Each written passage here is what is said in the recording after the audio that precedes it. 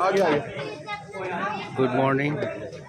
ৰাতিপুৱা 10:30 মই অমৰনাথ যাত্ৰা সমাপ্ত কৰি মাতা বৈষ্ণৱদেৱীৰ ফালে যাত্ৰাৰ ফালে গৈ আছোঁ।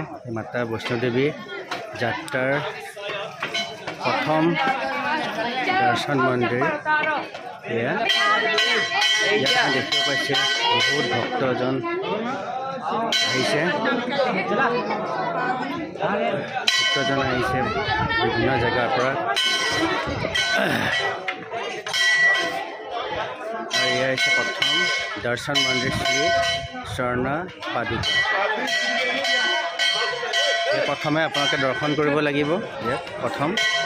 আচ্ছা, আপুনি এনেকৈ আগবাঢ়ি গৈ থাকক। আৰু বাটত আপুনি ইয়াত খুব ভাল লাগে পৰিৱেশটো। পাহাৰৰ ওপৰেদি আমি গৈ আছোঁ।